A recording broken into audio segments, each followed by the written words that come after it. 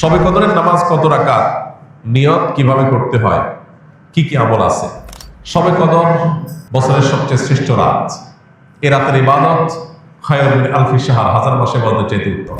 এই জন্য এ রাত জেগে আমরা ইবাদত করার চেষ্টা করব। কিন্তু ইবাদতের নির্দিষ্ট কোনো ফরম্যাট, নির্দিষ্ট কোনো পদ্ধতি কোরআন হাদিস শিখায় দেয়নি যে আপনাকে নামাজ পড়তে হবে এত রাকাত, প্রথম রাকাতে অমুক সূরার সাথে তমুক সূরা এতবার পড়তে হবে, দ্বিতীয় রাকাতে অমুক সূরার সাথে অমুক সূরা এতবার পড়তে হবে, এরকম কোনো ধরা বাঁধা নিয়ম বলে দেওয়া হয় নাই।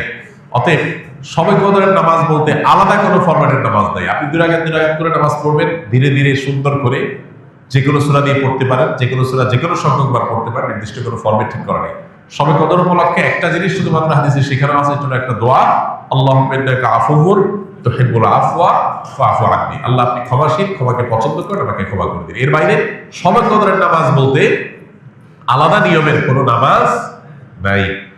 নামাজের বাইরে আপনি কোরআন তেলাওয়াত করবেন, দোয়া করবেন, জিকির আজকার করবেন, তাসবিহ তেলাওয়াত করবেন, বিভিন্ন নেক আমল করবেন, দ্বীনি বস্তু পড়বেন, বিভিন্নভাবে আপনি রাতটাকে কাটাবার চেষ্টা করবেন। শবে কদরে কি আসলে ভাগ্য পরিবর্তন হয়? ভাগ্য পরিবর্তন করতে কি কি আমল করা দরকার? ভাইরা আমার, লাইলাতুল কদরে মানুষের ভাগ্য লিপিবদ্ধ হয়। ভাগ্য লিপিবদ্ধ হওয়ার 4-5টা স্তর আছে, 4-5টা লেভেল আছে। বিভিন্ন লেভেলে মানুষের ভাগ্য নির্ধারণ হয়। মানুষের সৃষ্টির হাজার বছর আগে, 50,000 বছর আগে আল্লাহ তাআলা মানুষের তাকদীর লিখেছেন। আবার মাতৃগর্ভে থাকাকালীন সময় আরেকটা লেয়ারে লেখা হয়। এরপরে প্রত্যেক বছর লাইলাতুল কদরে আবার সেই চূড়ান্ত যেটা লেখা আছে এজমালি, ওইটা বিস্তারিত লেখা হয় প্রতি বছর লাইলাতুল কদরে। কোরআন কারীমে সূরা দুখানে আল্লাহ বলেছেন, ইন্না আনজালনাহু ফী লাইলাতিন মুবারাকাহ ইন্না কুন্না মুনজিরিন ফীহা ইউফরাকু কুল্লু আমরিন হাকীম। আল্লাহ বলেছেন, আমি এই কোরআনকে নাযিল করেছি বরকতময় রাতে। কোরআন কোন রাতে নাযিল হয়েছে? শবে বরাতে না শবে কদরে? শবে কদরে। সেই রাতে আল্লাহ বলছেন ফীহা, অর্থাৎ সেই বরকতময় রাতেই ইউফরাকু কুল্লু আমরিন হাকীম, সব গুরুত্বপূর্ণ বিষয়গুলোকে আল্লাহ তাআলা ধার্য করেন। এখান থেকে বোঝা যায় লাইলাতুল কদরে সর্বরকম মানুষের ভাগ্য নির্ধারণ। এখন কত ভাগ্যের জন্য ভালো নির্ধারণ হয়, তার জন্য কি করার আছে? সবচেয়ে বড় করা হলো ঈমান এবং তাকওয়া অবলম্বন করা। আল্লাহ বলেছেন যে ওয়ালাউ আন্না আহলাল কুরআন আমানু ওয়াত্তাকাউ লাফাতাহনা আলাইহিম বারাকাতিন মিনাস সামা। কোন জনপদের মানুষ ঈমান আর তাকওয়া আনলে আল্লাহ তাআলা বলেছেন আসমান থেকে বরকতের সব দুয়ারগুলো উন্মোচন করে দিবেন। আপনার ভাগ্যে ভালো কিছু লেখা হোক চাইলে আপনাকে ঈমান আমলের চর্চায় এগিয়ে যেতে হবে। আমাদের দেশে মানুষ সব রাতে মসজিদে ভিড় করে, সারা বছর নামাজ কালামের খোঁজ খবর নেই, সব রাতে মসজিদে এসে ভিড় করছে। কেন? ভাগ্যে যেন ভালো কিছু লেখা হয়। একজন চেয়ারম্যান সরকারের কাছ থেকে রিলিফ পাইছে বা জনগণকে বন্টন করার জন্য জিনিসপত্র পাইছে। তো চেয়ারম্যান সাহেবের পাতি যে সমস্ত নেতা আছে বা চেলা চামচা আছে, সহযোগী আছে, এরা ভাগ নিতে আসছে। এক চামচা নির্বাচনের আগেও ছিল না, পরেও ছিল না, ভোটের সময় ছিল না, পরেও ছিল না, কোনো কিছুতে নাই।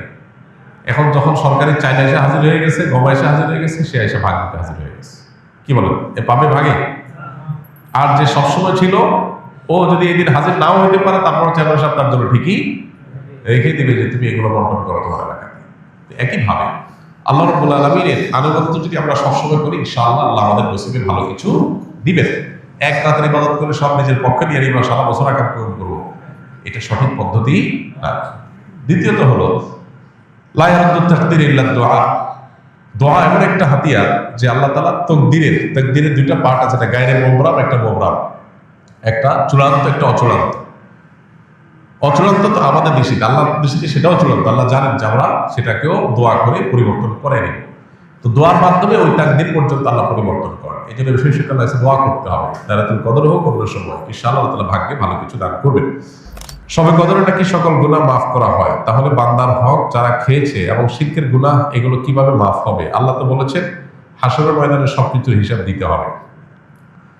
শবে কদরে সব গুনাহ মাফ হবে, কিন্তু বান্দার হক তো মাফ হবে না ভাই।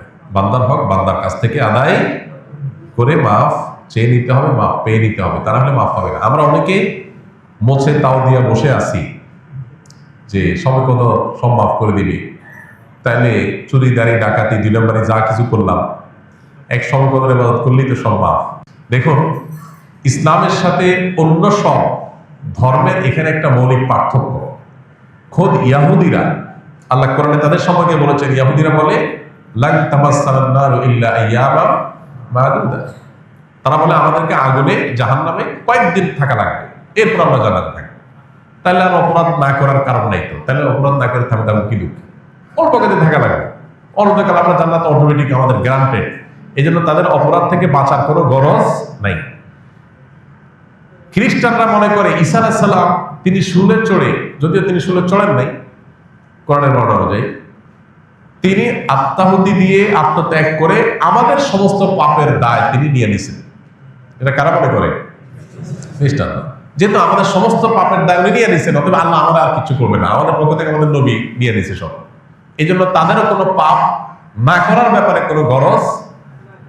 ইসলাম এমন এক দিন, যে দিন বারবার করে কোরআনের পাতায় পাতায় বলেছে ওয়া আল্লাহ তাজিরু ওয়াজিরাতুন বিজরা উখরা, কারোর পাপের বোঝা আর কেউ বহন করতে পারবে না, কোনো অপশন নাই।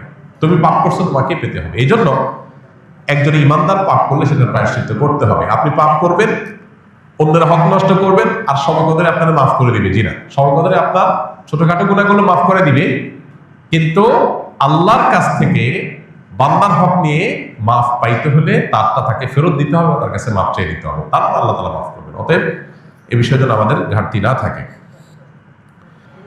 আল্লাহ তাআলার 99 নাম মুখস্থ করার ফজিলত কি?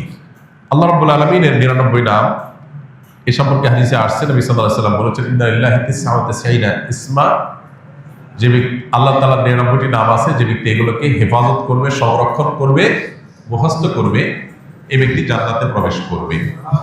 এখানে মুখস্থ করা বলতে নামগুলো মুখস্থ করা, সেগুলোর অর্থ বোঝা, সেগুলোর প্রতি বিশ্বাস করা। আল্লাহ তাআলার গুণবাচক নাম আলীম, আল্লাহ সবকিছু জানেন, অতএব এটা আমি বিশ্বাস করবো যে আল্লাহর কাছে অজানা কিছু নেই। আল্লাহ তাআলার গুণবাচক নামের মধ্যে একটা আছে কাদির, আল্লাহ সবকিছু করতে সক্ষম, আল্লাহর কাছে অপারগতা বলতে কিছু নেই। আল্লাহ তাআলা বাসীর, তিনি সবকিছু দেখেন, সর্বদ্রষ্টা, অতএব তার কাছে লুকাবার কোনো সুযোগ নেই। এইভাবে আল্লাহর 99 নামের প্রত্যেকটার অর্থ বুঝে বুঝে আপনি সেটা অন্তরে বিশ্বাস করলেন, এটাই হলো প্রকৃত অর্থে সংরক্ষণ। এইভাবে আপনি যদি সংরক্ষণ করেন, ইনশাআল্লাহ এটা জান্নাতে যাওয়ার কারণ হবে।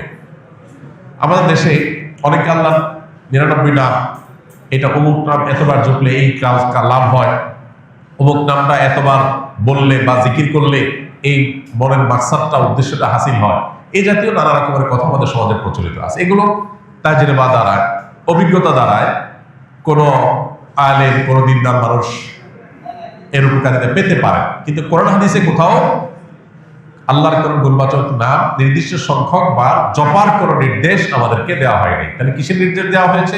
আল্লাহর গুণবাচক নামগুলোর অর্থ বুঝে সেটার প্রতি বিশ্বাস মনে প্রাণে স্থাপন করা। এটা তাওহীদের গুরুত্বপূর্ণ একটা পার্ট, যেটা আমাদের অনেকেরই এখনো নেওয়া হয়নি। আমরা অনেকেই নিজেকে মুসলমান দাবি করি, আল্লাহর গুণবাচক নামের অনেক নাম আছে যেগুলো আমরা হয়তো শুনি না, জানি না, এবং সেটার অর্থ বুঝে যে মনে বিশ্বাস করব, জানি না বিশ্বাস করতে থেকে আসে। তো এই জন্য আল্লাহর গুণবাচক নামগুলো আমাদের জানা দরকার, বোঝা দরকার, বিশ্বাস করা দরকার।